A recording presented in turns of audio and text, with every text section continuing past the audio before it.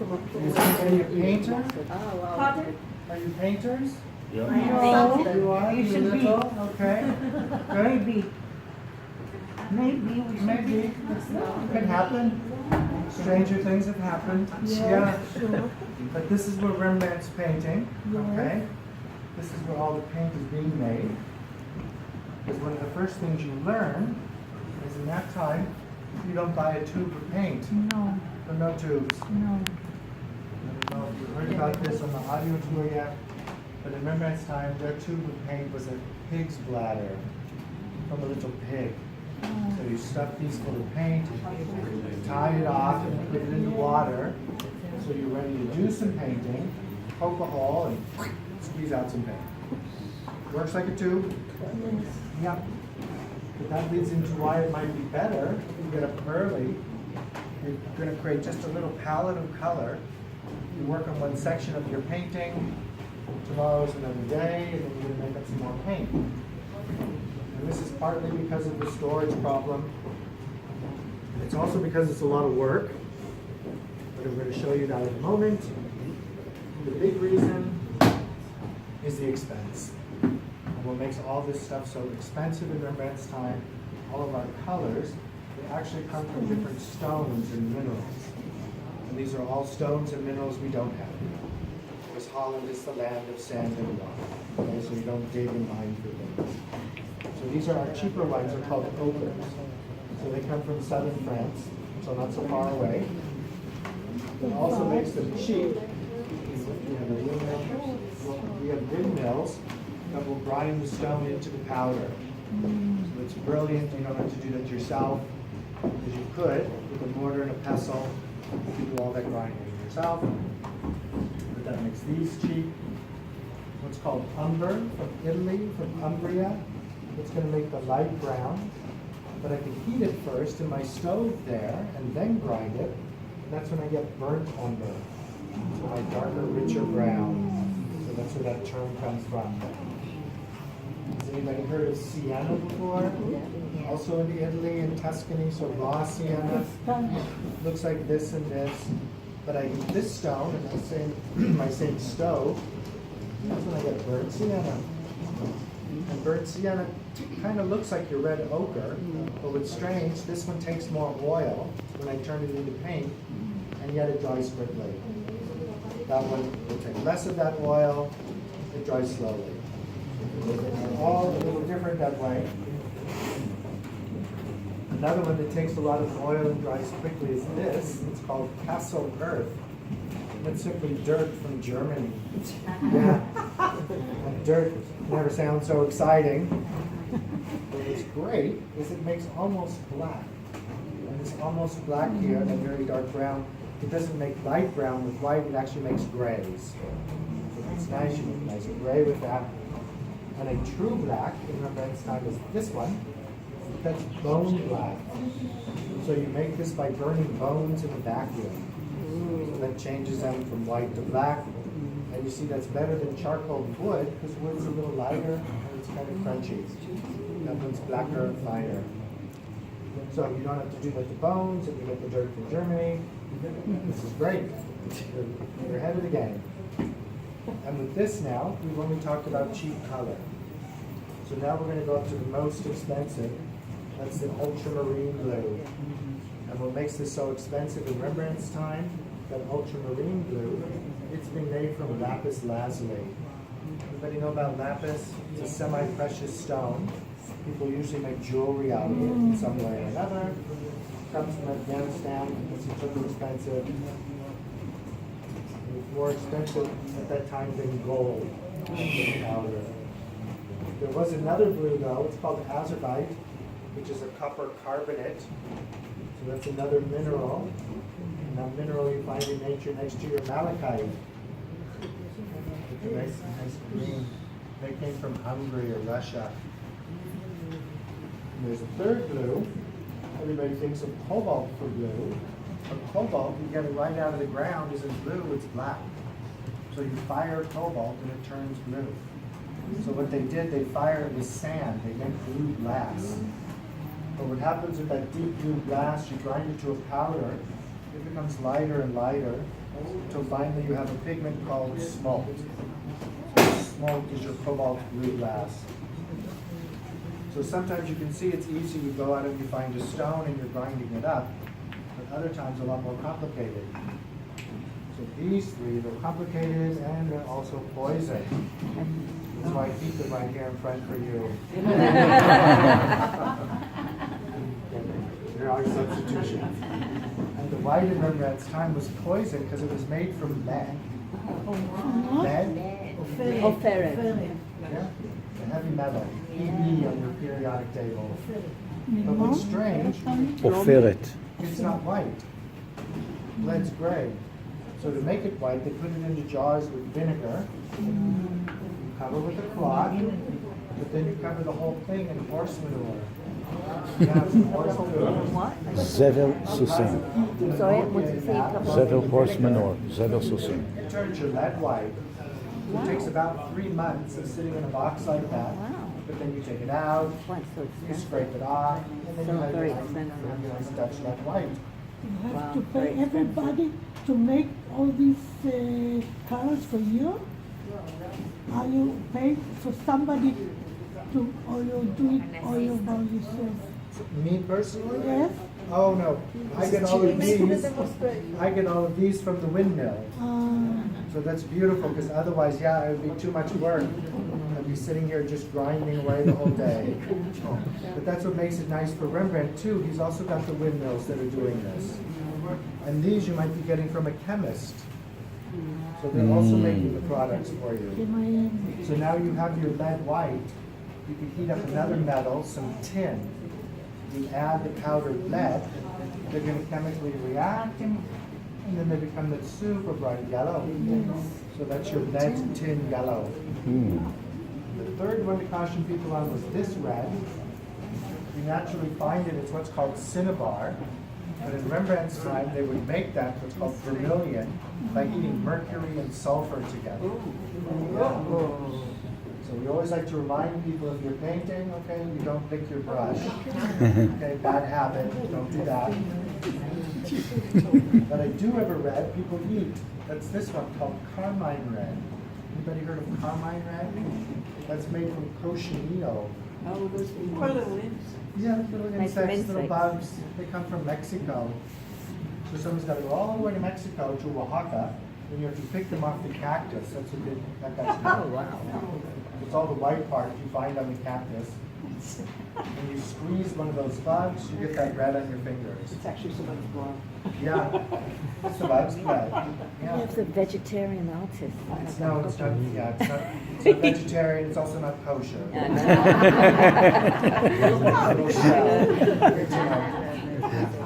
what you do is you dry them out, you grind them up, and you get a really dark purple. But the purple, that's going to be better for dyeing things like your clothing or food. So you dissolve it in water. In the water, you put some chalk. The chalk absorbs the color, and then you get that super bright carmine red. Everybody's heard of M&Ms? Yeah. Yes, that's how they make the red ones red. It's also in all the bright red lipsticks. Yeah. E something? But it's much better than mercury and sulfur on your lips. So you can fit your makeup that way. You can also do this with the root of a plant.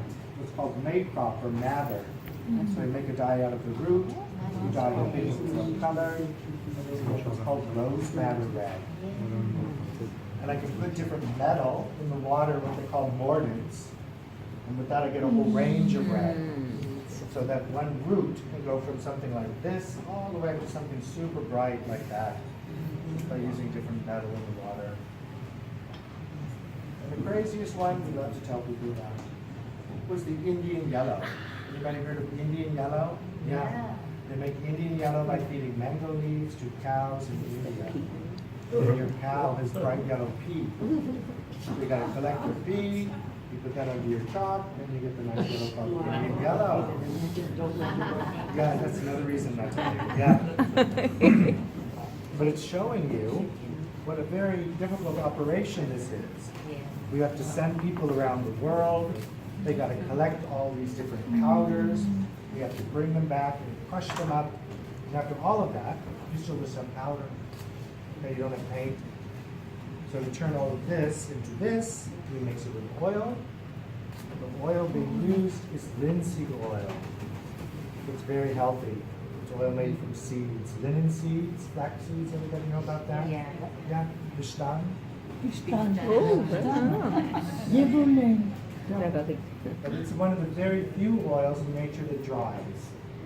Okay, so what happens to it is air goes into my oil all by itself, and then it becomes plastic. Okay, that's a polymerization, a natural polymer. So here, what I've made, I actually made this on Friday. It still works like oil. But I leave all of this out to dry. Eventually, not overnight, but eventually it becomes hard like plastic. I'm going to pass that around for me if you would, and I'm going to sit down and make some more paint. And I make it on my big stone.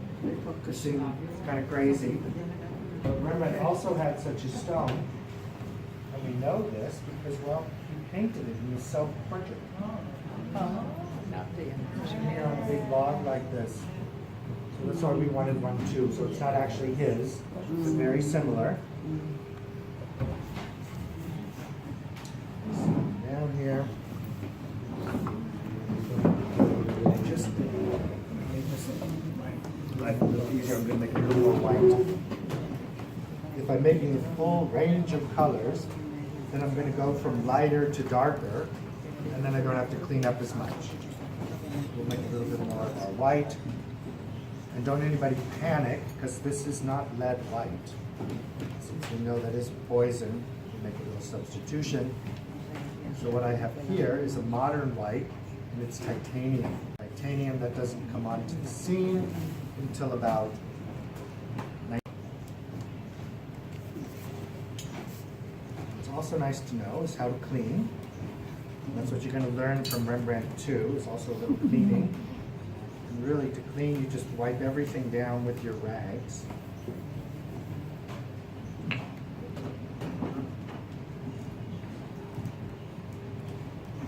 And then your paint, well, it's just oil and pigment.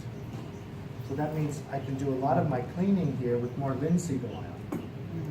So they have turpentine in Rembrandt's time. Nice, huh? But turpentine's expensive. That was made from pine tree resin. That came from Portugal. You have to distill it like alcohol. And then the liquid you're creating from that is your turpentine. Oh, thank you.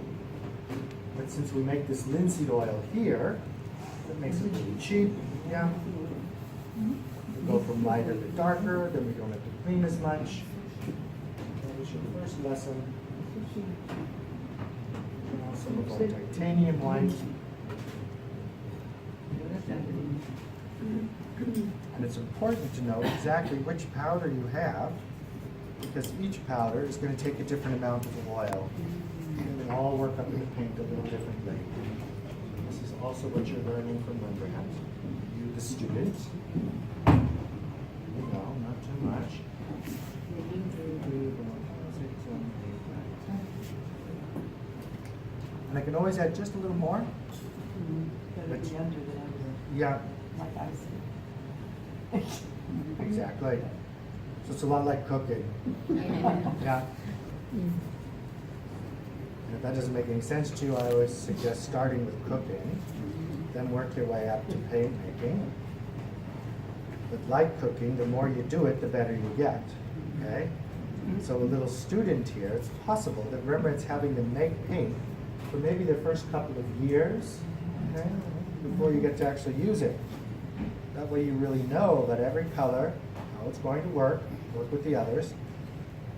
And what you can't do with any of your colors is you can't just keep stirring and adding oil and stirring until it's turned into paint. So you need to create a little bit more pressure. And that's why we're on our big stone. Then we have a smaller one here. And the small one, we call it a Belgian hard stone. And that's simply because they come from Belgium. But ironically, they're not very hard. So what happens to it over time, you can see it wears away. But it's important this little stone is wearing away, not the big stone, because it's going to be much easier to replace the small stone. The big one, that stuff doesn't even look like paint yet. And if I did try to use it, what would happen is the oil would start to leak out of the pigment. Okay, they're going to separate. So this action of rubbing it around here, large one with the small one, that's making art emulsion. So really rubbing every little particle with some of that oil. It's not terribly difficult. You can see it's just me doing it. So we want twice as much paint, twice as much work. And the other students are sitting here, not Rembrandt.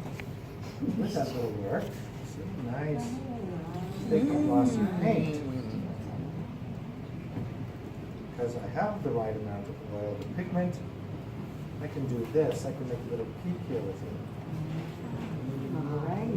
Perfect. Yeah. That's a lot of work for that little bit of paint. Yes. So right there. Here, just push that around a little. See what that feels like. Here, just push it around in a circle. Yeah, what do you think? Is it easy? Not at all light. It's very calming. Yeah. It's a nice What way to bring yourself beautiful into stuff. it. I would love to be a student. But imagine now, if you're a student at this point when women's going to that's a whole lot of paint. It's a whole lot of muscle work. You certainly don't think of that. Yeah, you can stop anytime you want. Yeah. Thank you. But even with students helping, it takes them almost 3 years to get this one painting done. Wow. 3 years, just continuously working on one painting. Does make And what do you have in this one painting? You have 87 kilos of paint. Wow. Oh, wow. 87. It's a whole lot of muscle work. And all of that before you as a student, before you get your hands on paint, you have to start painting. You know, we think as a student you might be walking in the door and it's like here, he gives you paint and you get to start using it. You learn about all of this, you have to be making them all up first. But now you do have your hands on some of this expensive paint. Well, it's really important that you use it all properly to get the most for your money out of these expensive products. And this is where you always hear people talking about layering of paint, and all the layering of the colors. And this is a great example, the Jewish bride. Has everybody seen this? It's in the Rijksmuseum. And one of the first things you notice is her dress practically glows. And you would never get the depth that Rembrandt has in that dress simply by making up the bright red paint like that and putting it down on a white surface. So what's Rembrandt doing here? He's starting this area with cheap red ochre as a base color. And then he covers the cheap red ochre with that more expensive vermilion or mercury sulfur red. But you put that on top of this, it's stronger. Okay, you're going to use less of it. And then he takes the carmine red from the cochineal rice that gets mixed up with the raw oil, just like I did here, to make thick paint. But the thick paint, Rembrandt thins that down with cooked linseed oil. So they cook it very slowly for about 18 hours or so. So it dries faster, glossier than the raw oil. It's creating what we call a glaze. And in this glaze, this transparent red color, a little extra ingredient, that was cherry tree gum. So that's the deep red resin that comes out of your cherry trees. So with the special glaze, Rembrandt glazes over the vermilion, he lets it dry, he glazes over it, lets it dry, glazes. So what's happening now is you're looking through multiple colored layers of transparent red oil. That's going to allow the light to pass through all the layers. So when it does, it hits this red, reflects it back, stronger, because it's on that red, and that's what gives her dress all that incredible depth. The other thing people love here is the sleeve. That sleeve's really thick with texture. And what makes that so difficult is any of my colors here, I leave them out like this, they form a skin on the outside, but what's underneath, it takes forever to dry. So they think that Rembrandt gets a lot of the texture there, like I did here. And I made this by using up leftovers.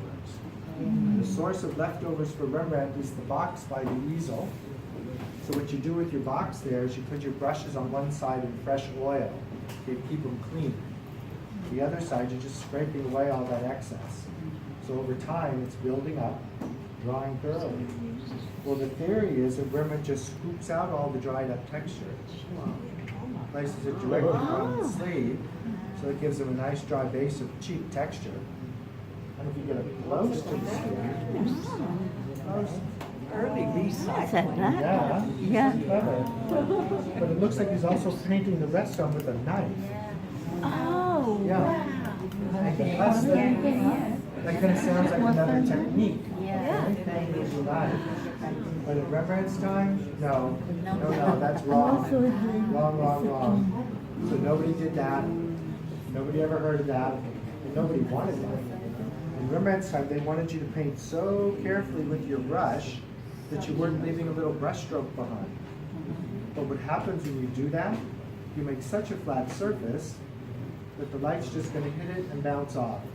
Are you okay? Yes, Because sometimes the room's too warm for people. yes. So, And standing up is a little bit. okay. Just checking, because I saw that little blaze slip on your face. Yeah. So, so the light of the flat surface is just going to hit it and bounce off. But what's so nice here is you raise up the surface, and at the very top, you put a little bead of lead white. Okay, it's got lots of oil in it, it's nice and shiny.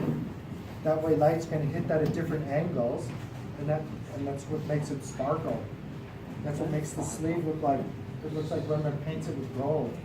Yeah. But that's the beauty of oil paint. You don't paint with real gold, you just make an illusion. And they think that Rembrandt has made this illusion with the leftovers, because again, they took samples out, and under there's every color that Rembrandt ever used. Wow. Why would you do something crazy like that unless you're just using up your leftovers? That's not crazy. It's very Dutch.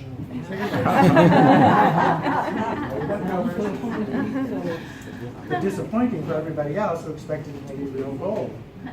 So gold's not gold and silver's not silver, and I have one more thing to spoil for you, and that's Rembrandt's blue.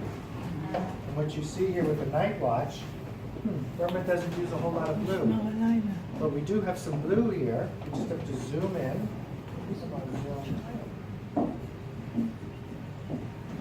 That little blue tassel. So that blue and other blues, everybody just kind of assumes is the lapis lazuli blue, the most expensive. But again, they take samples out and they discover it's not lapis. It's a combination of the azurite and the smalt, the cobalt blue glass. They are not cheap. They're less expensive. So there's a big difference. Okay? And everybody likes to know the price of things. So here we go. Here's a little round of pricing. You buy a kilo of lapis. Just that little kilo bag. It's 25,000 euros. That's super expensive. The same kilo though of azurite is 5,000. That's not really cheap. That's just less expensive. This one, the small, kind of sounds cheap because it's 500 for a kilo. But if you want to make cheap paintings, that's red and yellow ochre. That's like 18 euros and a couple of cents. You're going to start painting your house with yellow ochre, it's so cheap. And you would think for 500, everybody would use that smalt on everything. And that would have been a nice solution. But what happens with the smalt in strong light, it ends up turning black. So that's not good for a blue color. Okay? And glazed is over it many, many times with this azurite. So all the colored layers of blue oil and azurite, they protect the smalt. It doesn't turn black. It creates an illusion again where everybody thinks they're looking at lapis. Everybody. So it's a win-win because everybody, that included those customers. What do they know about blue? They just know what it looks like. So they come in here all fancy, they order blue from Rembrandt. Rembrandt makes them pay 50% up front. But they the stars. Yeah? That same customer comes back later, yeah, that's exactly what I wanted. And then they pay the rest and win-win, and they're so happy. As long as it still looks good over time, and it did, because we had to take that sample out to know that it wasn't. Okay, last but not least, our painting is now finished and dry. This last step, very important, because of varnish. And the varnish is there because it collects all the dirt in the world. So after some 50 or 60 years, it's really important someone clean it away, then they put the new varnish on top. Okay, cleaning your painting. And that was possible because the varnish that starts with pine tree resin. This comes from Portugal. You distill it like alcohol, and after that distillation process, you make turpentine. Then you take turpentine, pour it in more pine tree resin, you're going to cook it, maybe add some beeswax, and now you make varnish. So that's what goes under the painting, it collects the dirt of the world, and then after that 50 or 60 years, somebody's going to come by with more turpentine, use that to clean away the dirt and varnish, and then you put that in the top. So cleaning the painting. But let's say you don't do that, it's possible you're missing a Rembrandt. And you know, that's what happened with this Rembrandt. So Rembrandt painted it, he varnished it, and it got dirty. And then somebody had the not so great idea of putting more varnish on top. There's so many layers now of dirt and varnish, well, nobody can see it's by Rembrandt. Yeah, they can't even find a signature by Rembrandt. So what happens to this painting, it ends up being one of the student paintings, or categorized as a student painting, goes into the basement of a museum in Antwerp in the 70s, and then everybody kind of forgets about it. But then in 2008, they take it out. Somebody spends 2 years carefully taking away all the dirt, all the varnish. We get that same group of experts to come by. They have that second look at the painting. It's like, oh wow, good job cleaning. You now clean that into a Rembrandt.